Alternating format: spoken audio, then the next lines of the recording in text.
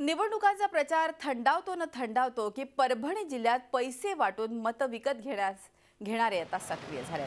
पाथरी तालुक्यातील हदगाव गटाअंतर्गत राष्ट्रवादी काँग्रेसच्या 2 कार्यकर्त्यांना पैसे वाटप करत असताना रंगेहात पकडण्यात आले।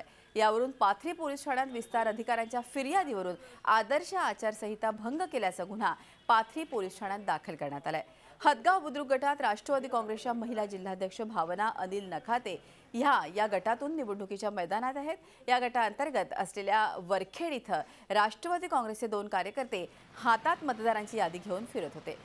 प्रति मतदान 500 रुपये याप्रमाणे जबरदस्तीने मत विकत घेण्याचा प्रयत्न करत असल्याचं शिवसेनेच्या कार्यकर्त्यांना आढळून आलं। सेनेच्या कार्यकर्त्यांनी या दोघांना चांगला चोप देत त्यांना पाथरी पोलिसांच्या हवाली केलं। या घटनेनंतर दोन्ही पक्षांच्या कार्यकर्त्यांनी पोलीस ठाण्यात मोठी गर्दी केली होती। पाथरी पोलीस ठाण्यात 2 कार्यकर्त्यांवर आदर्श आचारसंहिता भंग केल्याप्रकरणी गुन्हा दाखल करून त्यांना अटक करण्यात आली आहे। झी 24 तास रहा एक पाऊल पुढे।